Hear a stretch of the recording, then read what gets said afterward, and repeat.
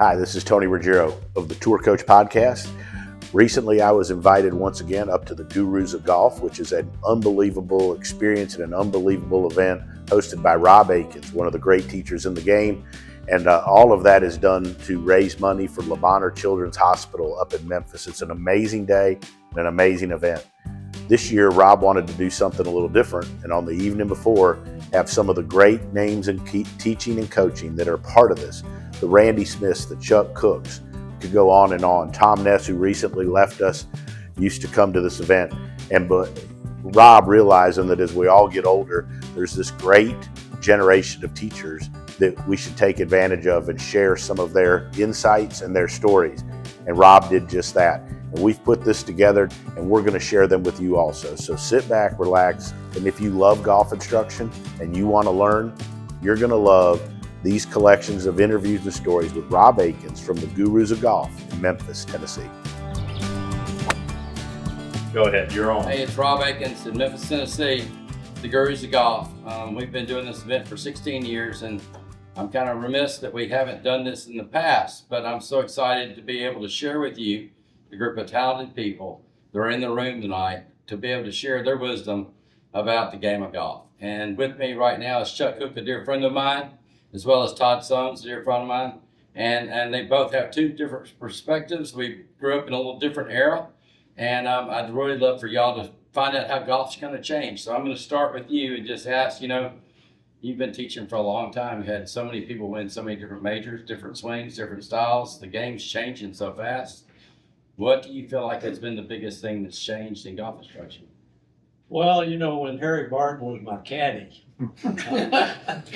we thought a lot differently than The great ghost.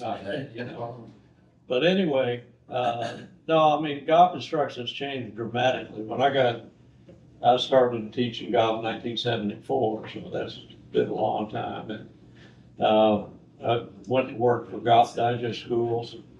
Had a chance to teach with the best teachers in the world at the time, and travel the world teaching golf. And, right. Learned how to teach a lot from learning from each of those guys. So anyway, back in the 70s and 80s, and Mark Works can tell me about some of this. So the game was totally different. It was played with different equipment. Right. The equipment made the biggest difference. The ball was different. The clubs were different. The swings had to be different because of the fact that they had to match the equipment that was being used. Right. And so there were generations. When in 1980 I started a golf academy in Austin, and at that time I wanted to do something that based on fact instead of theory.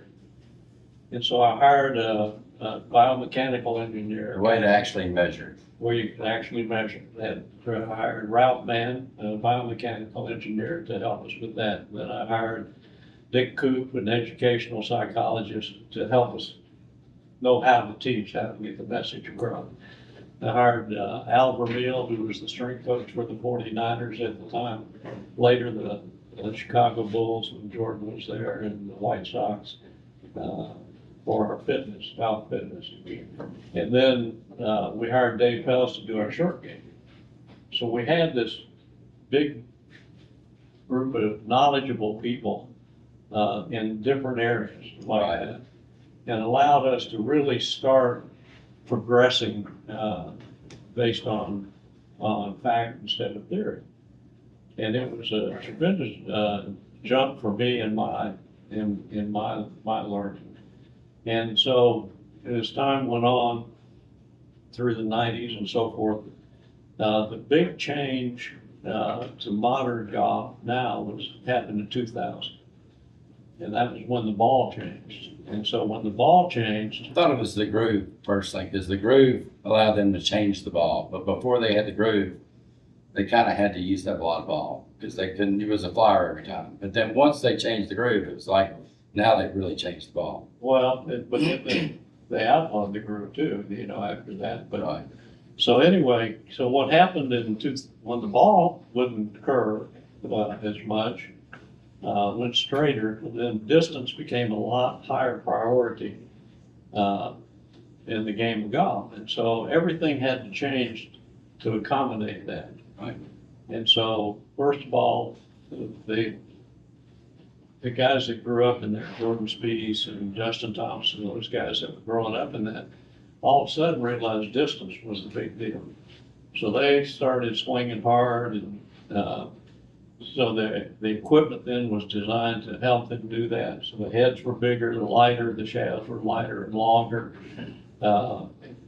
and it allowed people to not be as careful with their swings and guiding the ball as much as Right. it's like that. And so what happened was, it used to be when guys would come into the ball with the old equipment, say when the club was parallel to the ground before impact, is they would square the club with their hands.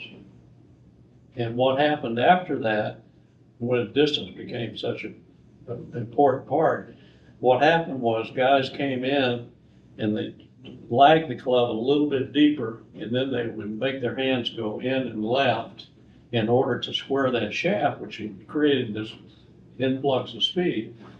And so it was like a snap that Right. got the, Almost like a motorboat. yeah, like a motorboat going around like that. And then, so then after that happened, I mean, the teachers that taught distance, were having the most success, back then.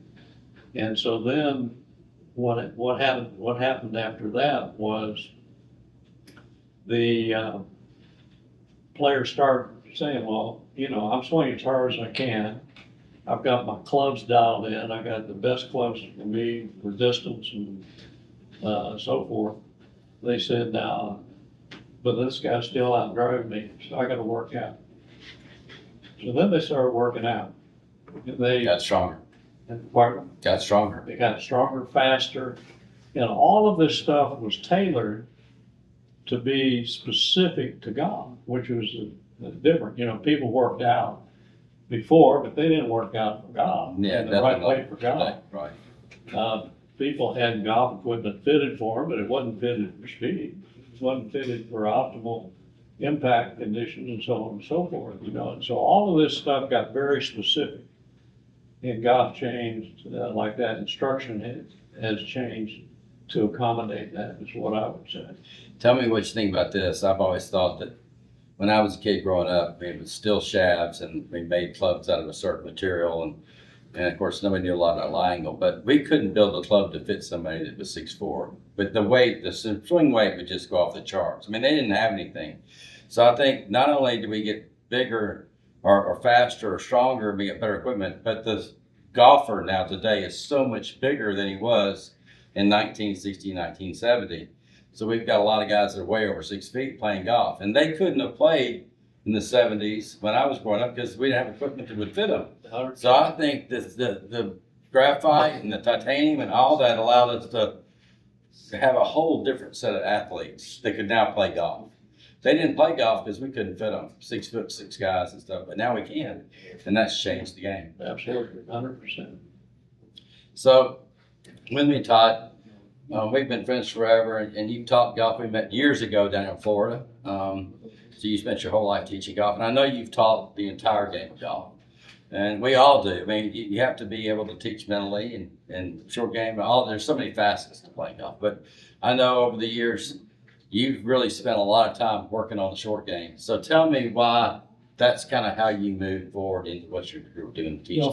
For me, I was in golf business like a lot of people. Started out as an assistant and ended up I was at Conway Farms. I was the director of golf there. And in 1997, I started my school. And it was a regional school, which is different than a destination school. I got you. And what I quickly learned is that if I didn't lower people's score, they weren't going to return. Right. And the business was not going to grow. And I had a really strong staff of teachers. And the bottom line is it was all about retainment for me. And business-wise, I didn't want to spend a lot of money on marketing. I wanted people to market for me. Right. And the bottom line is if you can lower someone's score, they'll come back and they'll tell their friends. And they'll tell their friends, or their friends that see it and be pissed off, find out who they're seeing, Yeah, right? yeah. And so So basically, when you look at the average amateur golfer, like Chuck, that was awesome. Mainly talking about very good players and how the game developed for them. So if I take the country club player and I look at the country club player, to me, the lowest hanging fruit for those players typically is chipping and pitching. Yeah, inside Right. 50 yards. Because, putting obviously is, I spent a lot of time teaching putting, but I know right now that if I help people chip and pitch better, they're going to putt better because they're going to putt from shorter distances. Absolutely. So I think chipping and pitching is really, really critical for people to score better. And it's frustrating too, when someone gets down around the green and they start playing ping pong, that's not a lot of fun. It's embarrassing. And when you can take that part of the game and make it better for people, then they're going to have a lot more fun playing golf. So I think that's what drove my short game. So I want people to score better and start focusing on scoring. It's really interesting. Everybody talks about short game and they talk about number of putts and all that stuff. But it really comes down to when you chip it 2 feet all the time, your putts go way down. Yeah. When you're chipping it 8, 10, 12 feet. And so they don't realize the putts on the tour. The real game changer is, yeah, they're great putting, but their best thing is that they chip the ball inside 4 feet every time. So Yeah. that's so important. And most of the public don't realize that. They think, well, I'm not getting them down enough because they're not making these putts. They think they're supposed to make 10 footers. What would you say the average short player's percentage from 10 feet is, What is it? It's like 60% from 10 feet, right? No.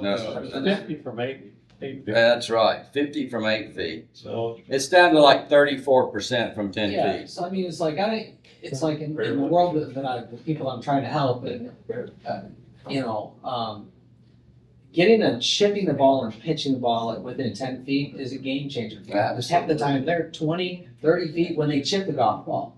And they're hitting how many greens of regulation average player? 5, 6, 7. No, not even 2 or Right, 3. that's right. The guy who's a bogey golfer, he's hitting 2 or 3 greens in regulation. He's chipping a lot. So if you can help that person in a bunker and chip and pitch, you're going to help that player score way better. And then putting, I think one of the things we miss about putting, we count the 3 putts, but we don't count the mental after the 3 putt, right? Like what I tell people all the time, I think live putting is crucial too.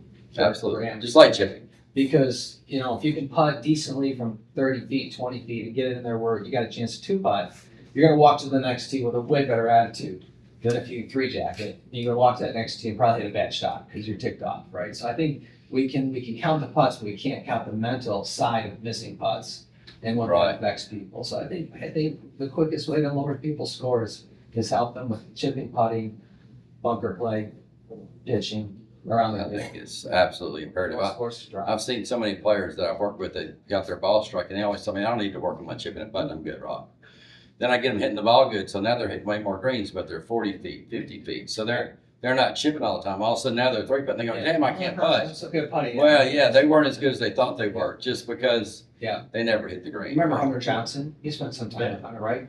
So I spent some time with Hunter, and he used to think he was a great putter. And I'm like, he didn't hit enough greens. He started hitting more greens. He started realizing he wasn't a great putter. Right. And then he had to learn how to putt, which it's interesting, right? Very interesting. Yeah. Well, thank you both for coming and being a part of what we do for Lavonder Children's Hospital to raise money for a great cause. And honored to have you both. And thank you so much for being here. I appreciate you, because it's like, this is one of the highlights of my summer, to come here and be around guys like Chuck, and all these guys are phenomenal teachers, and we get together and finally we're doing something. Yeah. Get the word out. Get the word out. Yeah, it's good. Well, thanks for coming.